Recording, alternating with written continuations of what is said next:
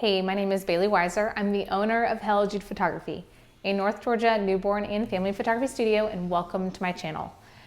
Since it's the beginning of a new year, we're going to dive in and talk about goal setting as a photographer, some of the things that I think about when a brand new year starts, some of the questions I ask, the way that I set up my goals for the year, and the way that I reflect on the year before, make improvements and suggestions, and kind of evaluate where I was, where I am, and where I would like to go in a new year. So let's dive in.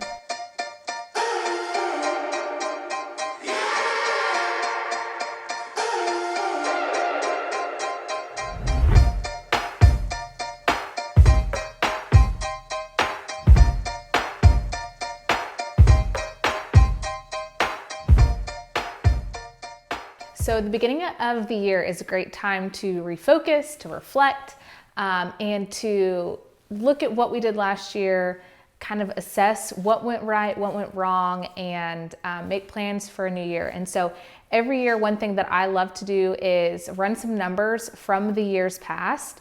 Also look at goals that I achieved, what milestones I hit, and what are some areas that I really just missed the mark on. Look through your numbers, not just your financials. Look at your client acquisition costs. Look at the number of inquiries versus the booking rates. Look at the number of clients that actually returned for multiple sessions or returning clients from years past. Maybe you have some clients that consistently book fall sessions every single year. Maybe you have some clients that consistently book motherhood sessions every year. Look at things like that. Look at what your average client investment is. Do you have clients that book more on the lower end side? Do you have more success when it comes to selling a specific kind of product? And then look at the overall session client booking categories. So for example, do you book a lot of one particular kind of session? Is there a session or an offering that you have that is not getting traction? Are you seeing a decrease over the years of interest in a specific kind of offering that you have? Have you adjusted? So for example, let's think of Christmas time since we just went through Christmas. Do you book more Santa sessions than you book traditional Christmas sessions? Do you book more outdoor sessions or indoor sessions during a specific time of year? So there's a lot of things that you can think through, look through your galleries, look through your contracts, look through your inquiries, your bookkeeping, all of those things to kind of gauge what went well, what did not go well. And then if you have a type of session that you offered last year that did not do well, this is your time to kind of revamp it. Do we need to lower the price? Do we need to change the time of year that it's offered? Do we need to change the location? Or do we just need to discontinue offering that kind of session? When it comes to setting goals for the new year, one thing that I love to do is I always love to start my new year with a new notebook. I'm a very pen and paper kind of girl. Aside from a calendar, I always keep my Google Calendar because I share that with my husband. I share that with my studio manager, and it's just easier to have on my phone, my computer. Everywhere I go, I have access to that calendar. But a new notebook, something about a brand new spiral notebook just makes you feel ready to write down some to-dos and some goals, at least for me. I also usually start every quarter with a couple of whiteboards or poster boards, and the ones that I get they're not the massive ones. They're just kind of the quarter size. But what I do with this is I create a giant brain dump list. Everything that I'm thinking of doing, things that I need to change, things I'd like to achieve within the quarter or the year. And then I narrow it down. And so if you've ever read the book Traction, this is kind of the way that he outlines how to do goal setting. But basically you start with everything big picture. You dump it all out, get everything out of your brain. You can subcategorize or things like that, but make a giant dump list and then narrow it down into categories. So to-dos, big picture goals, milestones, maybe it's financials. And then you're going to narrow it down again to create your quarter goals. And so with that, I take about 5 to 7 of the most important big picture goals that I have, and that's what I focus on for the entire quarter. And so some of them might be, for example, this year, one of them was this quarter, I want to book 3 new Wonder Year clients. I want to hit this much money in revenue. I want to sell this many albums. And so they have to be SMART goals, so specific, measurable, attainable, realistic, and timely. But most importantly, they need to be goals that push you to grow. Goals are great, but goals that push you are even better. And so if you can kind of look at what you did last year and bump it up a bit, that's how I mark a lot of my goals for the year. I look at last year's revenue, I look at last year's bookings, and I say, okay, if we're gonna wanna grow, if we wanna improve, what can I set a new goal at that I know that we would have achieved from last year, but pushes me further in this new year? So after you've set all those goals, you have to assess them. You can't just make a goal and never talk about it again.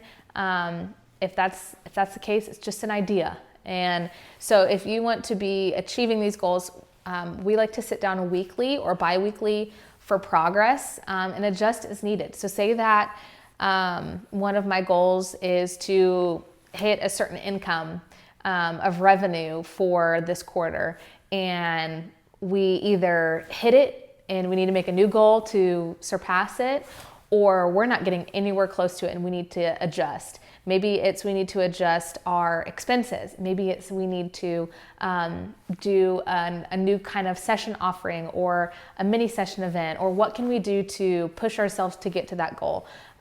It's really great to have measurable goals throughout the entire process. And so instead of having something that can't be fluid, I really like to have goals that can be added onto and adjusted as needed. So at the beginning of every year, my studio manager and I take a little girls trip for about a weekend, and we spend this trip to work and to play and to rest and to reflect and just to spend some time assessing last year, looking forward to this new year, and then talking about what we want to do or ways that we need to adjust. If you have a studio manager or a studio assistant, this is a great time to redefine responsibilities. But for you personally, it's a great time to just kind of dream a little bit and to plan ahead. And so along with goal setting, one thing that I like to do is batch some content. And so during this weekend getaway, we write out our content for the entire quarter. So along with setting your goals every quarter, we also outline our content. We write down all of the blogs that need to be scheduled and the date that they're going to be posted. We write down all the ideas for YouTube videos. And then once we have the entire quarter scheduled out with ideas, we go through one by one. We write each blog. We create the pins for those blogs. We write down the outline for the YouTube videos, and we create the header video or header images for the videos. We go through and we start creating the content. And so if you find yourself having one of your goals to be more consistent with your content, this is a great way to kill 2 birds with one stone. Do it at the same time you set your goals. Finish setting your goals and then move forward to creating content goals for each quarter. Now, the reason why I say each quarter is because quarters are a lot easier to measure and a lot easier to kind of see progress with. So say that I have a year goal to hit 100K in revenue, but I break up each quarter by 25K. That's a lot more achievable. It's a lot more, it seems a lot more tangible than 6 figures. And so it also helps you track progress. And if you focus down on 90 days and you really see what you can get accomplished in those 90 days, it's a lot easier to knock things off your list and to make progress with the things that you want to do. And now there may be some goals that are really big picture goals, and you need to figure out how to break them down into segments to get achieved for a year. So say, for example, one of your goals for the year is to create a course, and you want to have that course launched by the end of the year. That's a great goal to have, but it's not something that you can achieve in 90 days. And so maybe this first 90 days is we're going to create a course outline. We're going to start creating graphics for the course. Maybe the next 9 or the next 90 days, you create your sales page and you create an email sequence. They all reach towards that one big picture goal, but they're tangible and measurable and more specific to actually help you achieve that big picture goal. Another goal that I like to have every year is to invest in education. So whether it is taking online classes or listening to podcasts or watching YouTube videos, anything like that, going on a retreat, joining a mastermind, anything like that, those are also goals that I like to have that may not necessarily be a 90-day or a 1 quarter goal, but it may be an overall arching goal for your business. So it's okay to have big picture 1-year goals for your business, but in the times where you can break things down into more specific 90-day segments, it's a lot easier to feel like your goals can be attained and can be adjusted as needed, and you can manage them a lot easier. Thanks so much for watching. I hope this video was helpful as you are trying to set goals for the new year. Remember to like and subscribe, follow along for new videos being added almost every week. And feel free to leave comments below if there's some things that I forgot, ways that you set goals, ways that you've seen really helpful for tracking your goals, or just any questions you have about goal setting or, like I mentioned before, going out on a little workcation trip at the beginning of the year. So I hope you enjoyed this video, and I will see you next time. Thanks for watching.